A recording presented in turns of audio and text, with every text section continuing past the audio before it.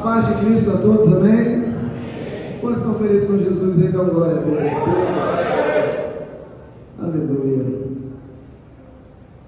Queridos, na semana passada, Deus nos deu uma palavra, uma direção, e nós falamos sobre o que aconteceu naquele domingo, né? Vésperas da Páscoa, né? Domingo que vem é Páscoa. E aí, no domingo passado nós falamos sobre o que aconteceu naquele dia, né? E vocês lembram o que aconteceu naquele período que nós falamos no domingo passado? E os irmãos esqueceram da pregação. Jesus amado. A gente falou da ressurreição de Lázaro. A ressurreição de Lázaro, ela começou a marcar, trouxe simbolicamente a ideia do que o nosso Senhor Jesus ia fazer. Que na Páscoa, que foi o terceiro dia aí da sua morte, ele ressuscitou. Ele ressuscitou. Hoje também é um dia, obrigado irmão, Marcelo, aleluia. Hoje também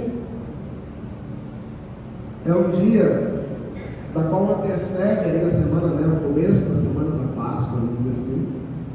E também teve um ato muito importante que aconteceu num domingo antes do domingo da Páscoa. Os irmãos sabem o que era?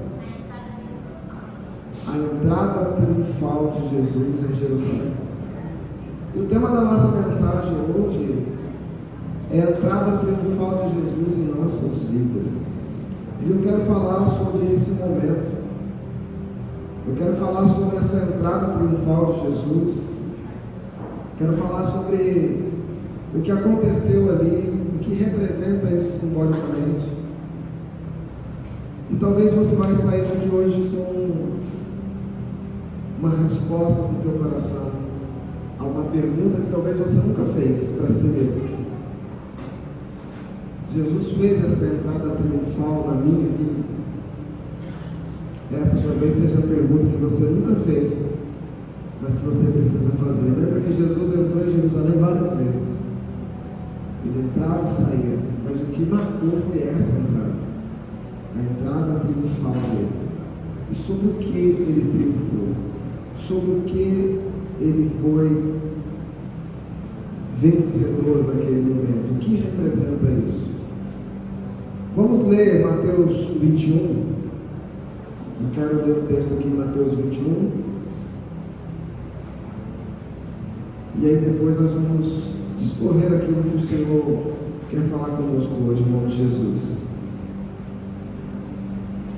Versículo 1 ao 11. Quem encontrou, diga amém. Amém. Quem não encontrou, pode vir no estudo bíblico da terça-feira, que vai ser uma bênção. Amém? Diz assim a palavra de Deus: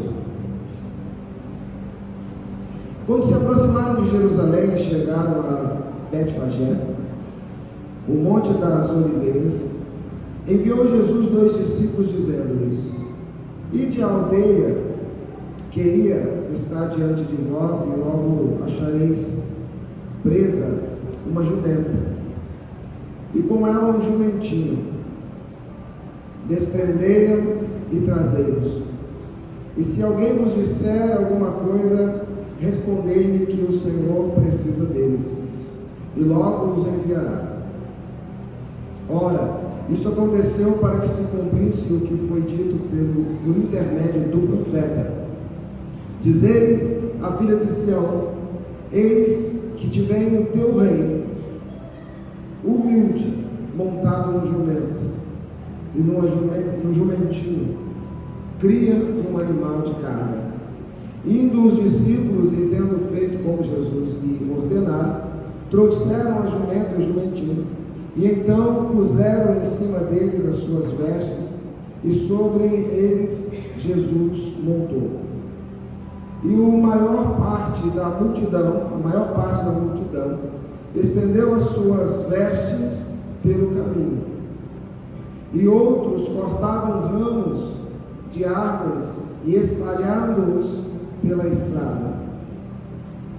E as multidões, tanto as que precediam como as que o seguiam clamavam: Hosana, o filho de Davi, bendito vem em nome do Senhor, Hosana nas maiores alturas. E entrando ele em Jerusalém, toda a cidade alvoroçou e perguntaram: quem é este? E as multidões clamavam: este é o profeta Jesus de Nazaré da Galileia. Amém? O cenário era um momento marcante, aonde havia, a Bíblia diz que havia multidões. Se a gente for lá no Evangelho, os outros evangelhos, o Evangelho de João, por exemplo, vai dizer que aqueles que presenciaram a ressurreição de Lázaro também estavam ali. E a multidão estava toda aguardando aquele momento. E quando então Jesus entra montado num jumento, alguns arrancavam as suas vestes e colocavam como que formasse um tapete para ele, outros como ramos de árvores, e clamavam: Hosana, o filho de Davi. E muitos daqueles que clamavam, na verdade, nem sabiam direito por que estavam fazendo aquilo, nem entendiam direito por que aquilo estava acontecendo, logo na semana da Páscoa. Eles não entendiam por qual motivo isso estava acontecendo, mas sabiam que ali estava um profeta. Quando alguém pergunta, ele diz assim: olha, é o profeta Jesus de Nazaré. Um gesto simples que ele estava fazendo ali, mas com o cumprimento da palavra de Deus. Algo sobrenatural, marcante para as nossas vidas, e a gente precisa entender isso. No momento que eu e você nos encontramos com Jesus, cada um aqui tem a sua história, a forma como isso aconteceu. Talvez alguém vai dizer: mas eu nasci na igreja, eu cresci na igreja. Mas em algum momento da sua vida, mesmo você tendo nascido na igreja, você precisa passar por essa entrada de Jesus na sua vida de forma triunfal. Mesmo você: eu nasci crente, irmãos, não caia nessa conversa. Você e eu precisamos ter um encontro com Jesus verdadeiro. Ele precisa fazer essa entrada triunfal nas nossas vidas.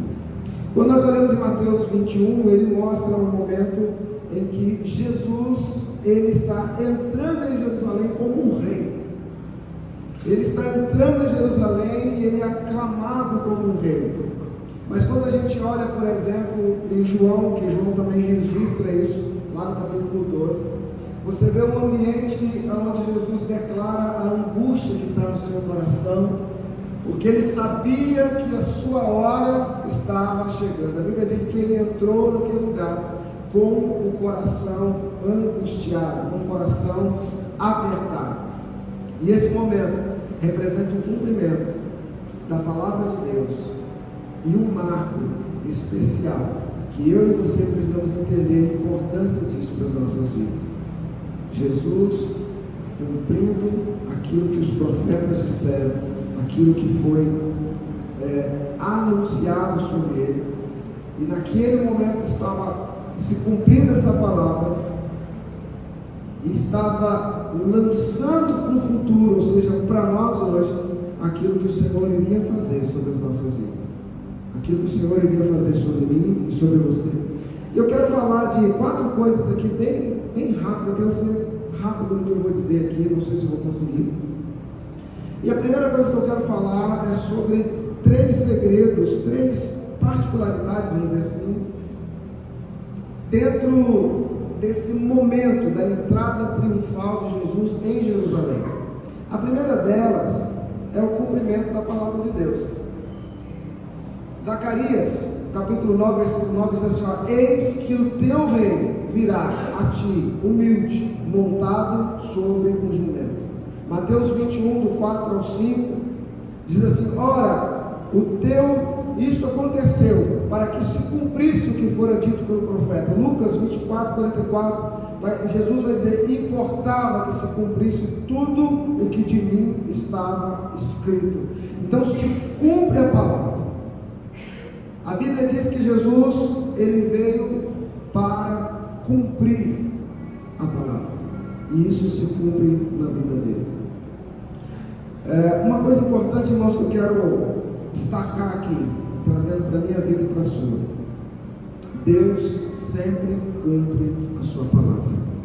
Deus sempre vai cumprir a tua palavra. Nada é por acaso. A entrada triunfal de Jesus não foi obra do acaso, não foi uma coisa improvisada. Talvez alguém vai pensar assim: nossa, ele nem se preparou, não tinha nem uma carruagem ali para entrar como rei, teve que pegar a jumenta dos outros emprestado. Mas nada é por acaso, tudo é para se cumprir a palavra de Deus. E eu quero dizer uma coisa para você: o Senhor vela pela sua palavra para fazer cumprir. Amém? A primeira coisa que eu e você precisamos entender é que Jesus, a palavra de Deus, que foi dita para mim, que foi dita para você, ela vai se cumprir. Nós estávamos na aula de teologia essa semana, e aí eu até soltei uma frase lá que eu quero compartilhar com os irmãos. Nós estávamos falando sobre o que Deus faz, as coisas que Deus faz, e a ideia era falar sobre se está na Bíblia, se não está na Bíblia. Eu disse para os irmãos uma coisa que serve muito para nós aqui. Eu creio que o Espírito Santo trouxe para nós. Eu até anotei, o Balbino também anotou lá e falou: vou anotar essa, pastor.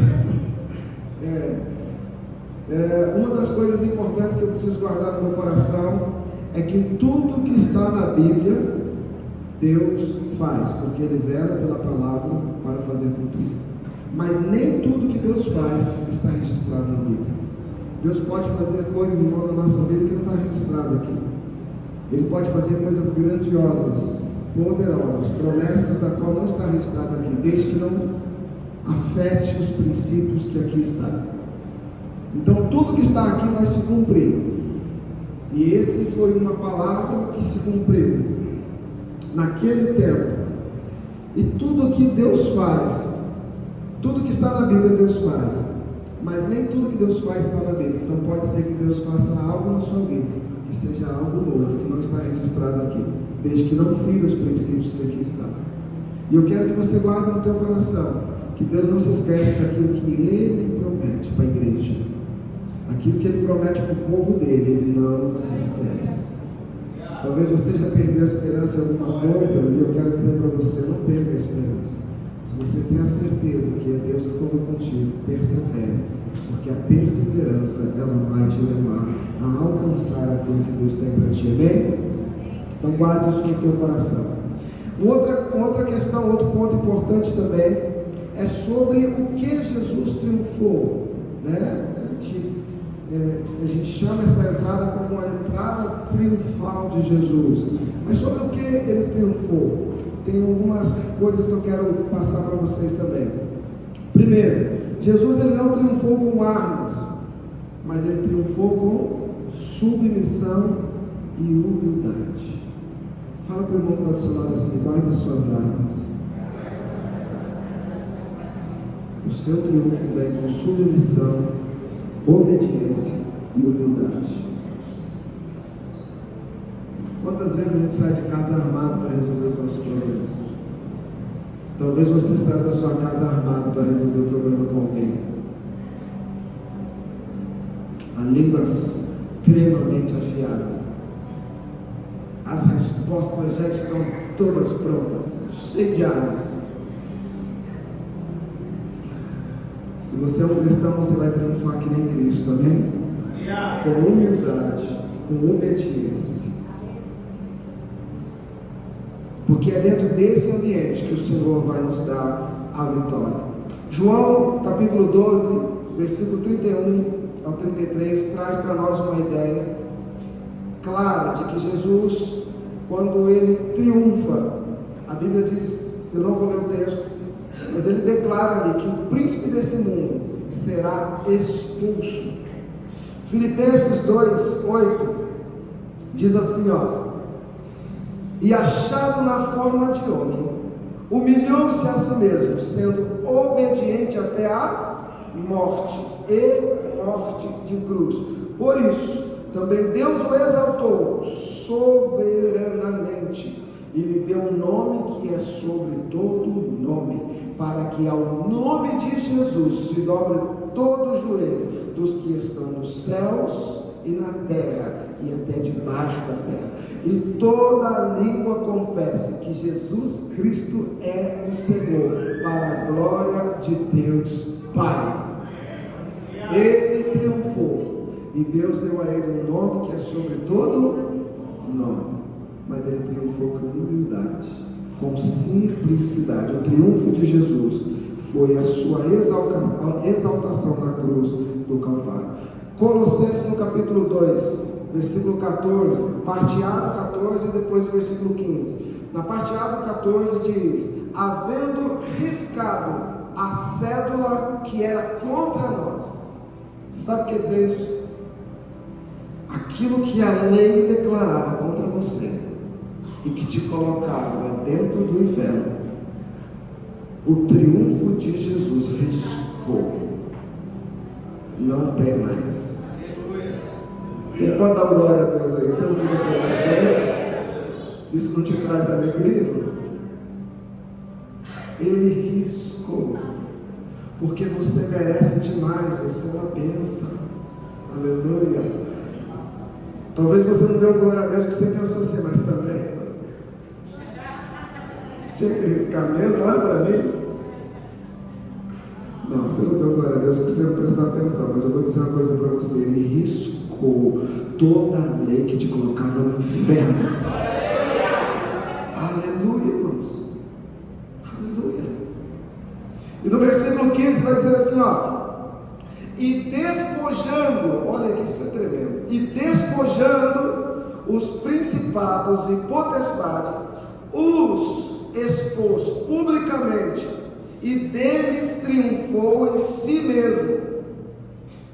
E despojando os principados, a Bíblia diz que ele despojou os principados e potestades, toda essa raça de demônio que o pastor antes veio aqui, repreendeu todos eles aí. Irmãos, ele faz esse negócio, irmão, sabe por quê? Porque esses caras já são tudo derrotados, irmão.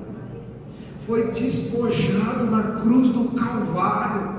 Você sabe o que é despojar? Tirar o despojo. Irmãos, o pecado, lá em Gênesis, tem um princípio bíblico, uma lei espiritual que Deus implementou por causa do pecado. Ele diz assim, ó: se comeres, o que vai acontecer? Se comeres, lá em Gênesis, para Adão e Eva, certamente, isso é direito, legalidade, entregue na mão do cão. Presta atenção. E essa legalidade, irmãos, ele pega e fica de olho em mim e você. Você sabe o que acontece quando a gente pega? Quando a gente peca, sabe? Quando a gente peca, a gente aparece. Pastor, como assim? Imagina as minhas heresias, que deve ter um telão lá no inferno filmando a gente o tempo todo. E as câmeras do cão estão por aí, espalhadas. Onde você vai, está te filmando. Entendeu? E essa câmera pega você o tempo inteiro. Toda hora o capetinha passa lá e olha. Cadê o Ronaldo? Cadê? Só estou vendo a face de Jesus aqui. Uma ali, só a face de Jesus. Mas quando eu pego, a minha cara aparece lá e fala: pega ele. Mas quando eu busco o perdão de Deus, o que aparece na minha vida é a face do Cristo que reina em mim, que morreu por mim na cruz, porque o sangue dele me purifica de todo pecado. Então, ele tem os direitos dele, ele fica esperando só um momento para catar. Mas despojar quer dizer tirar o poder do que pertence. Então, se Jesus despojou os principados e potestades, ele tirou o direito, o poder de pertencimento que Ele tinha sobre a minha vida e a sua.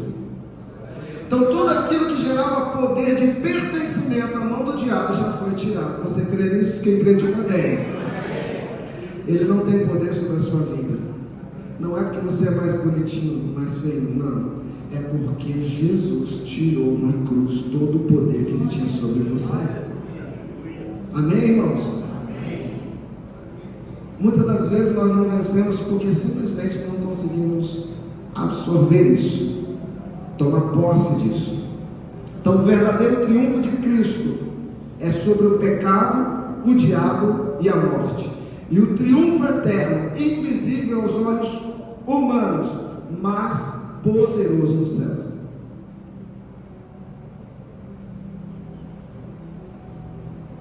Uma outra coisa importante também é o simbolismo desse triunfo para hoje e para o futuro da humanidade. Para hoje representa a vitória da humanidade, a vitória da paz e da entrega.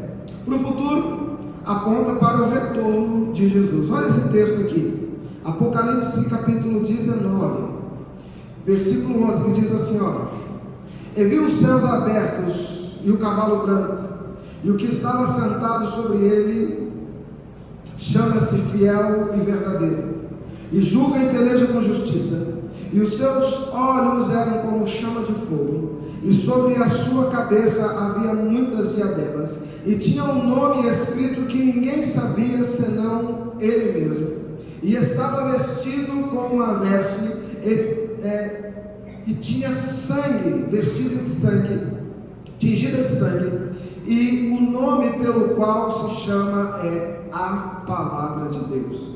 E seguiam-nos o exército dos céus e os cavalos brancos, e vestidos de linho fino, de branco puro, e da sua boca saía uma aguda espada para ferir as nações, e ele as regerá com vara de ferro, e ele mesmo é o que pisa o lagar do vinho do furor da ira do poderoso Deus.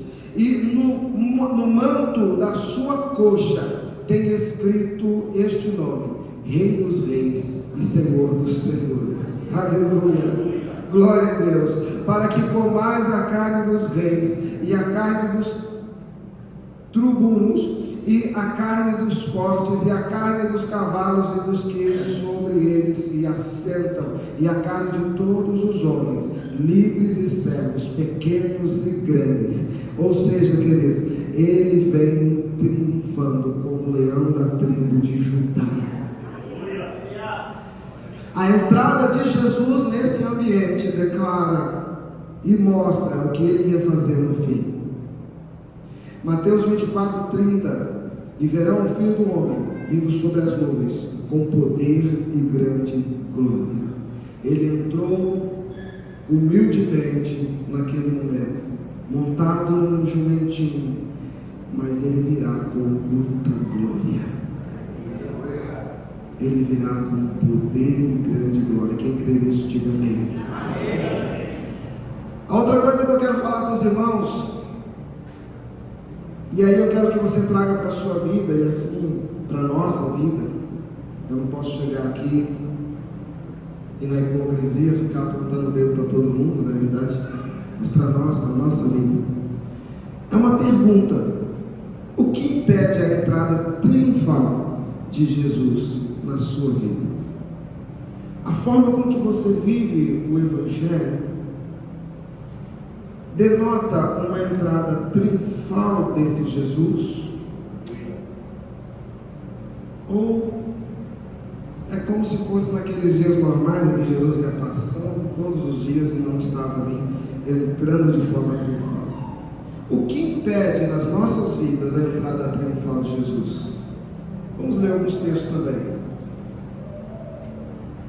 Evangelho de João, capítulo 12, 37. A Bíblia vai dizer assim, que embora ele tivesse feito sinais, tantos sinais, não criam nele. Ou seja, embora Jesus tenha feito muitos sinais no meio do povo, havia ainda uma multidão, um monte de pessoas que não acreditavam em Jesus, que não criam em Jesus. O que a gente entende isso? Cegueira espiritual. Irmãos, essa questão da cegueira espiritual ela tem sido tão grave ultimamente, que muitos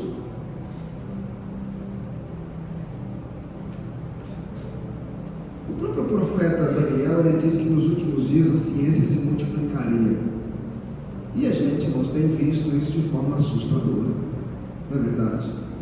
De forma assustadora, né? Quando saiu o cartão de crédito, falaram, é a marca da besta, não é verdade? Lá atrás, olha quantos anos isso. Agora ninguém consegue acreditar que aquele cartãozinho é uma marca da besta, mas tem outras coisas, né? Agora se usar demais você fica meio besta. Mas a ciência se multiplicou tanto, irmãos, que infelizmente até dentro da igreja nós estamos vivendo momentos onde há muita cegueira espiritual. A Bíblia ela vai dizer que no final dos tempos o Satanás ele vai fazer sinais e prodígios, até fogo vai fazer descer do céu. E hoje nós estamos vendo a ciência se multiplicando. Não vou colocar que a ciência é do Satanás aqui, amém, irmãos? Não é isso que eu estou querendo dizer. Mas a ciência ela já tem feito coisas que as pessoas já têm deixado de crer em Deus. Mas não, a ciência também faz isso. Cristãos, irmãos, estão abandonando a sua fé, mesmo dentro das igrejas, já crendo em outras coisas. A palavra ministrada sobre os púlpitos, para muitos já não tem mais esse poder tanto, porque há dentro do coração das pessoas um endurecimento. Quando a gente olha também ali no Evangelho de João, lá no capítulo 12, só que lá no 40, a Bíblia diz que cegou-lhes os olhos e endureceu-lhes o coração. Então muitos estão com o coração endurecido e com cegueira espiritual. E uma outra coisa também que atrapalha muito é o orgulho. O próprio Jesus, Mateus 23, 13, ele diz: ai de vós, escribas e fariseus, hipócritas. Orgulho, pessoas orgulhosas. Quando a gente olha essa semana agora da Páscoa, né, geralmente as pessoas começam a ler um pouco mais sobre o sacrifício de Jesus, sobre o que aconteceu naquele momento. Você vai ver que aqueles homens, eles viam o que Jesus fazia, eles não descredibilizavam os milagres de Jesus. As pessoas que condenaram Jesus à cruz, eles não descredibilizaram o que Jesus fez. A Bíblia diz que eles mataram Jesus por inveja. Agora para pensar, mas você observar na condição, né, dos sacerdotes e tudo mais, conhecendo a palavra, a profecia, tudo, ver alguém fazer tantos milagres da forma como que Jesus fazia e ter o coração tão endurecido, uma hipocrisia tão grande que ainda mata Jesus. Óbvio, havia de se cumprir a palavra de Deus, amém? Mas Jesus ele traz essa acusação. Pastor, o que você está querendo dizer isso? Eu estou querendo dizer que nós precisamos tomar cuidado com o nosso coração, porque nós podemos nos envolver com um monte de coisas, conhecer Jesus, ter contato com Jesus, ter vivido algum milagre com Jesus, e ainda assim não experimentar a entrada triunfal de Jesus, que causa tanta transformação na nossa vida. Ainda assim não permitir que Ele possa nos ajudar, porque às vezes o orgulho e a religiosidade nos travam de chegar até Ele. E esse é o cuidado que nós temos que ter. Então, quando o coração está fechado, Jesus ele não vai forçar a entrada. Se o teu coração estiver fechado, Jesus não vai forçar a entrada. Apocalipse 3:20 vai dizer: eis que estou aonde? E bato. Se alguém ouvir a minha voz e abrir a porta, entrarei em sua casa, cearei com ele, e ele ceará comigo. Jesus não vai meter o pé na porta. Se você escutar a voz dele e falar assim, eu não quero, ele não vai entrar. Mas se você abrir a porta, ele vai entrar na tua vida e vai ter íntima comunhão com você.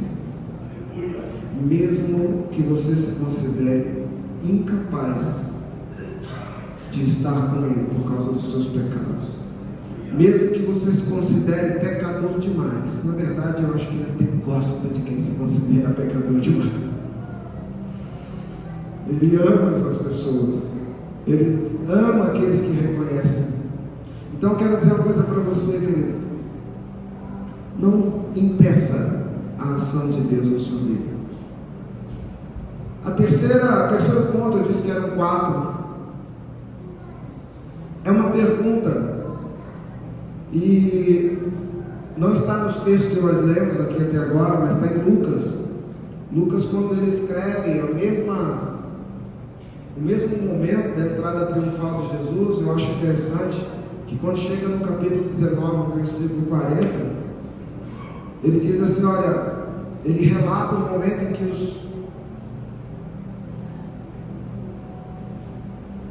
que dizem para Jesus assim, manda esse povo calar a boca, porque estavam gritando, Hosana, Hosana, manda esse povo calar a boca. E ele responde o que, irmãos?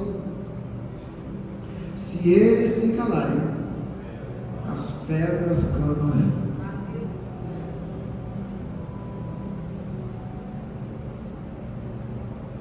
Deixa eu fazer uma pergunta para você. Aliás, deixa eu trazer a pergunta de Jesus para nós. Quem clama mais? Você ou as pedras?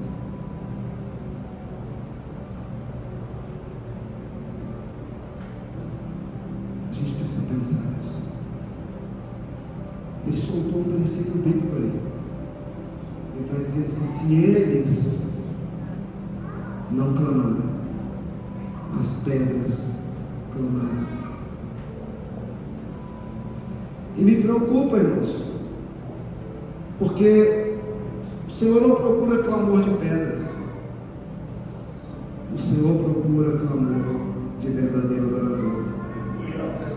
O Senhor Jesus não morreu pelas pedras, o Senhor Jesus morreu por você e por mim. E somos nós que temos que clamar, Hosana, Hosana, Hosana, o filho de Davi. Bendito seja o teu nome, bendito seja aquele que se entregou na cruz por mim. Quanto tempo do nosso dia a gente tira para isso? Quanto tempo da sua semana você tira para isso? Quanto tempo no seu mês você tira para isso? Será que você já tirou algum momento para isso na sua vida? Não deixe as pedras clamarem. A omissão da igreja, olha que eu anotei aqui para os irmãos, a omissão da igreja pode levar o mundo a ouvir vozes que não glorificam a Deus. Quando a igreja omite a voz do clamor, pode-se ouvir do mundo vozes que não glorificam a Deus. Quando você que é um crente fiel, sincero na presença de Deus, e que pode clamar, que pode falar, que pode anunciar o Evangelho, não faz, os falsos vão fazer. A Bíblia diz que há falsos mestres, há falsos pastores. Do mesmo jeito que há o verdadeiro, há o falso também. Só que muitas das vezes o verdadeiro não se posiciona. E você foi chamado para chegar aqui para glorificar, exaltar, para clamar o nome dele, mas você não faz, mas o falso faz. Não deixe que as pedras façam o que Deus chamou você para fazer. O louvor e o testemunho da igreja são instrumentos de salvação para o mundo. O louvor e o testemunho da igreja são instrumentos de salvação para o mundo. A Bíblia, ela vai dizer que nós somos uma epístola aberta aos gentios. Nós somos a carta de Deus para o mundo. O que é a epístola aberta aos gentios? A epístola era uma carta que Paulo e os apóstolos escreviam para as igrejas. Só que agora ele está dizendo assim, nessa mesma carta ele vai dizer assim: agora vocês, eu escrevi para vocês essa carta, ensinando vocês a andar com Cristo, ensinando vocês a glorificar Jesus. Agora vocês são a carta que o mundo vai ter. Então vocês estão sendo enviados para que o mundo olhe para a vida de vocês e vejam o anúncio do Evangelho. A pergunta é: você é esse crente? Ou você é o crente 007? Vou fazer que nem o pastor Wagner. Tem muitos aqui que vai precisar pesquisar no Google o que é o 007. Mas o 007 tinha uma função muito importante, muito interessante. Ele tinha a função de entrar no ambiente, fazer o que precisava fazer e sair sem ser notado. O cara era muito bom. E o crente 007 é esse. Ele entra no ambiente da faculdade, do trabalho, da escola, faz o que tem que fazer e sai sem ser notado. Ninguém percebe que tinha um crente ali. Você sabe o que vai acontecer? O espírita, ele vai dizer que é cristão.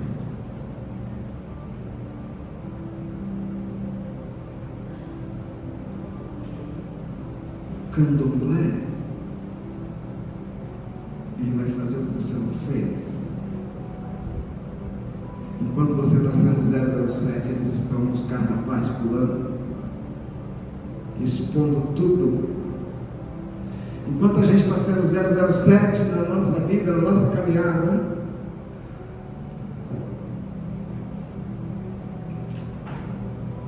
a pergunta é: até quando você vai deixar as pedras fazerem aquilo que você deveria fazer? E dentro disso a gente entende se Jesus já fez a entrada triunfal na nossa vida ou não. Se tem alguma área da nossa vida que Jesus ainda não acessou e que Ele ainda não pode acessar porque nós deixamos a porta fechada. E nós dizemos: Senhor Jesus, na hora que eu estou na igreja cantando, com os irmãos louvando, se eu estiver afinado, se estiver desafinado eu fico chateado também. Mas se estiver tudo afinadinho, eu estou aqui para ser aquele que clama: Hosana, Hosana. Essa porta está aberta para o Senhor Jesus. Mas lá no meu trabalho dá um tempo, né, Jesus? Eu preciso fazer aquelas coisas. Se lá eu falar do Senhor, pode ser que eles não gostem. Se lá eu deixar eles saberem que eu sou cristão, pode ser que eles não gostem. E com certeza alguém vai falar de Jesus para eles, né? Você já teve uma situação assim? Alguém vai falar de Jesus para eles.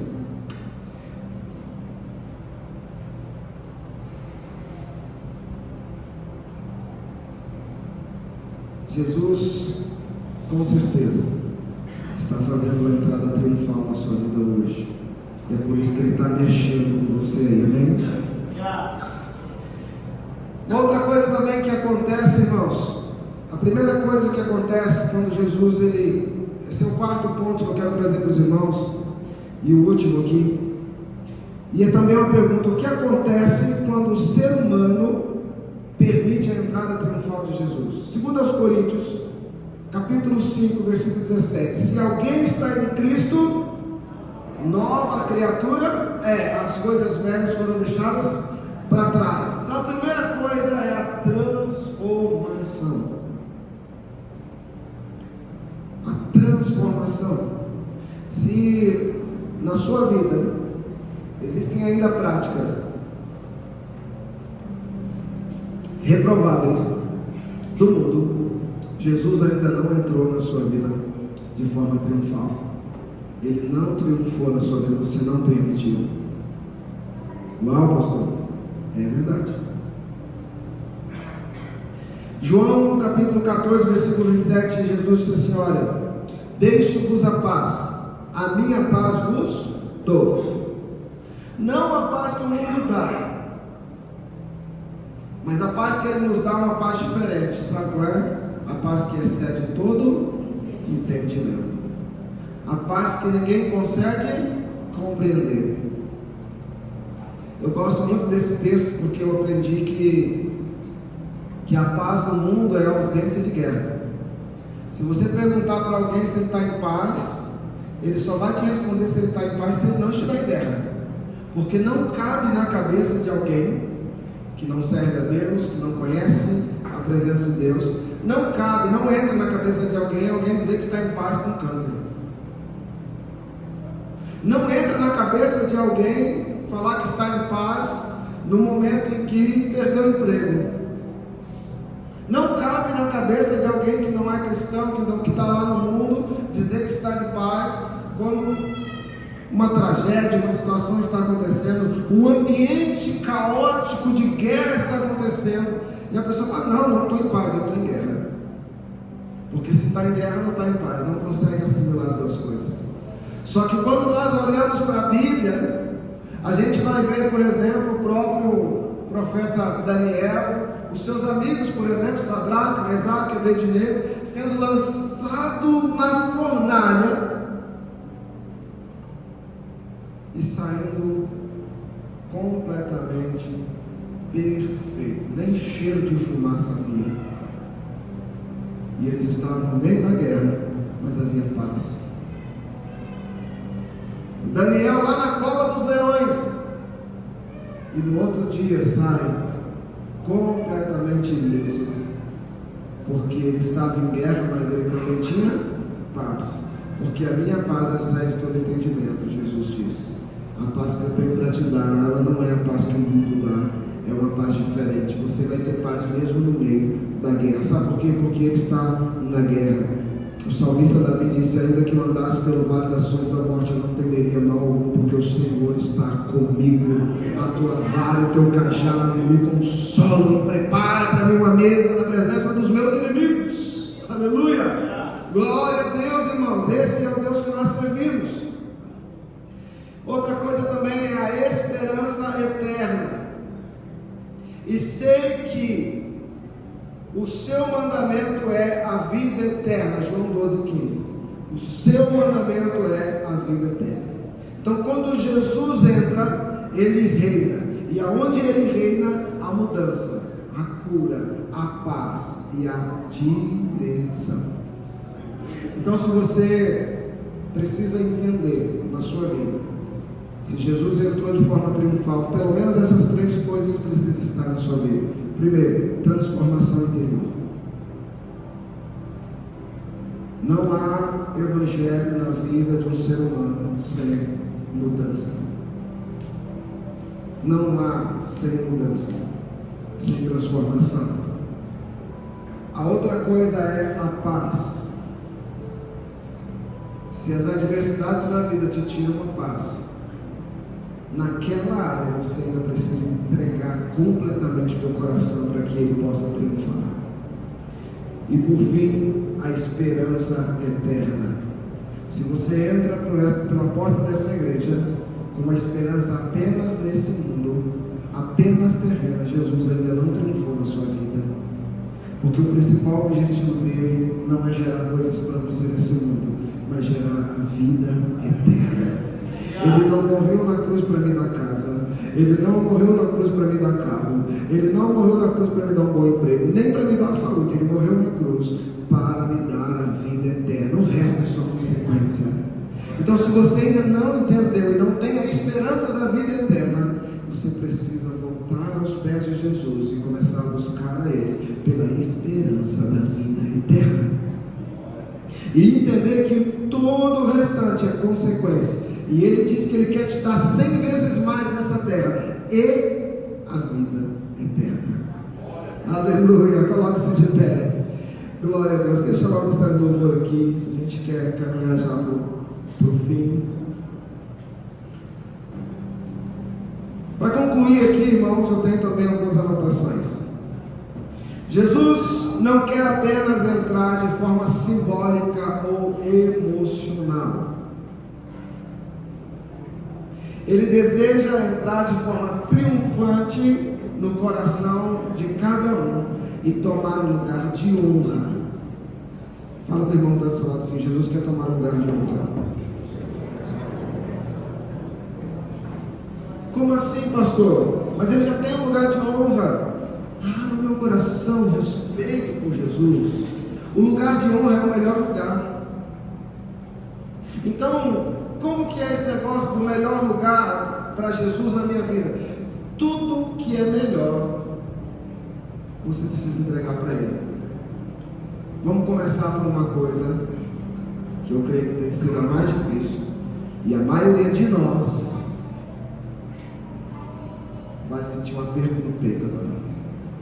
Você entrega o seu melhor tempo para Jesus? Uau! Você entrega o seu melhor tempo para Jesus? Eita! O negócio está ficando apertado para nós, né? Você entrega o melhor do seu trabalho para Jesus? Irmãos, eu não vou nem avançar nessas perguntas, só vou ficar nessa do tempo, porque eu acho que essa já pega muitos de nós. Nós temos dito o tempo todo que nós não temos tempo. E já me perdoe agora, irmãos, o que eu vou dizer aqui. Eu posso ter nenhum tempo para vocês, mas para Jesus eu tenho que ter. Eu posso ter nenhum tempo, às vezes, para qualquer outra coisa, mas para Jesus eu tenho que ter. E se eu tiver tempo para Jesus, Ele me ajuda a arrumar um tempo para todas as outras coisas. O problema é que a gente deixa Ele domingo, 19 horas. Eu vou estar lá. Domingo, 19 horas eu vou estar lá. Não, mas eu sou mais crente. Quarta-feira, na célula, eu vou estar lá. Na terça, também eu vou estar lá. Esse é o seu melhor tempo?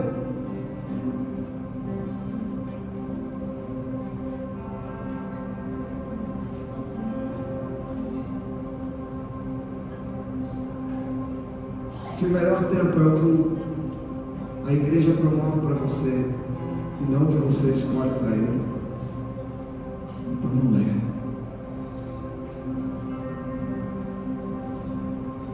O apóstolo Paulo, no final da carreira dele, ele fala um negócio.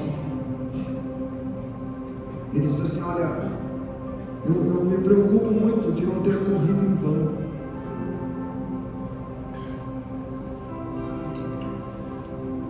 E Jesus, a Bíblia diz que Ele vai se alegrar com o fruto do seu trabalho.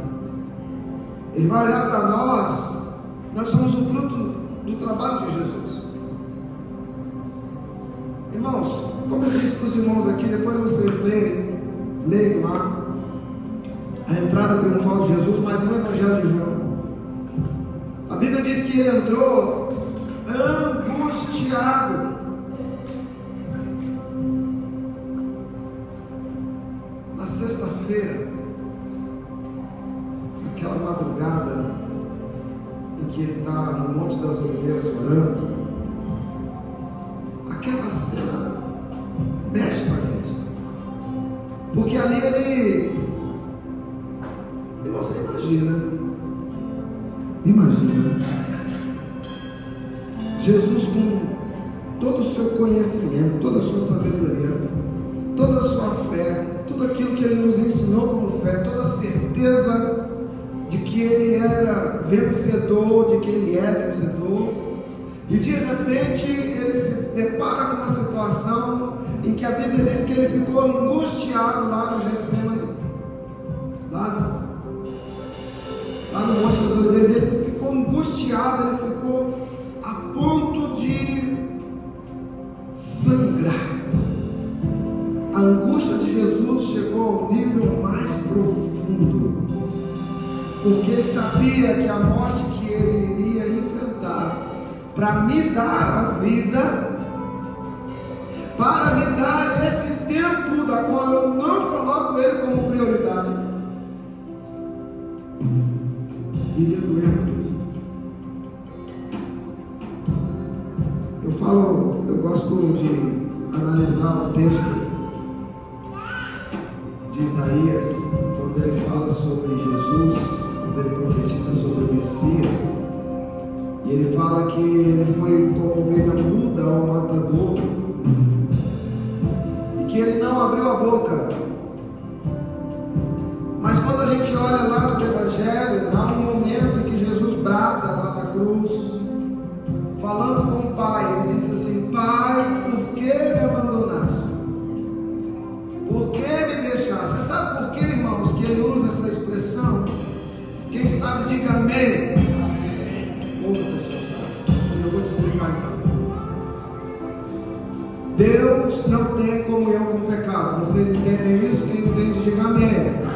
Deus e o pecado não combinam, amém? Jesus foi até a cruz por causa do que, irmãos? Por causa do meu pecado. Até o momento em que ele sobe na cruz, até o momento em que ele ainda está ali, o nosso Jesus puro e santo. Mas há um momento que foi pouco antes da sua morte, da sua expiração, que o peso do pecado de todo ser humano da face da terra cai sobre ele. Ele se fez pecador por nós. Então, quando ele assume a culpa, se torna culpado e paga pelo pecado. Por isso que ele morre, porque o salário do pecado é a morte. Por isso que ele morre. Só que o que me chama a atenção na Via Dolorosa, né, é que ele sofre de tudo, irmãos. Ele apanha, ele toma chicotada, para quem assistiu aquele filme da Paixão de Cristo, né, eu acredito que foi até pior do que aquilo. Mas quando ele vai como ovelha muda até o matador, mas lá no matador acontece uma coisa que ele não aguenta, que é a desconexão de Deus. Quantos de nós estamos andando desconectados de Deus e estamos confortáveis com isso? Mas Jesus sentiu uma dor muito grande quando ele sentiu aquele afastamento. Pai, por que me desamparaste? Por que me abandonaste? Tem algumas perguntinhas aqui para o meu e para o teu coração. Você já preparou o caminho para que ele entre? Ou será que, como Jerusalém, você ainda celebra de lábios, mas o rejeita com as atitudes?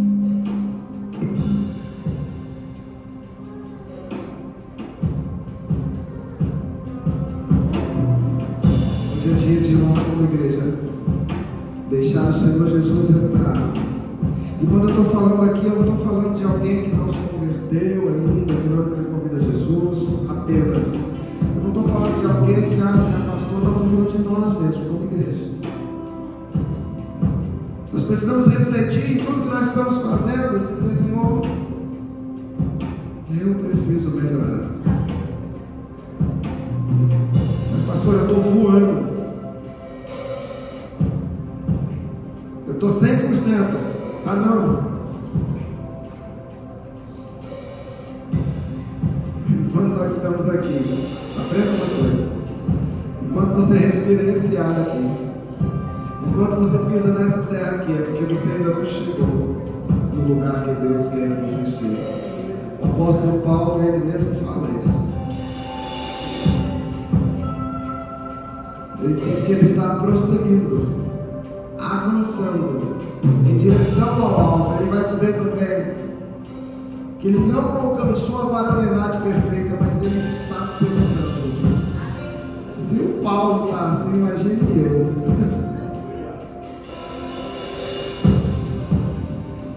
Eu quero convidar você essa noite a se lançar aos pés de Jesus e aclamar o Santo bendito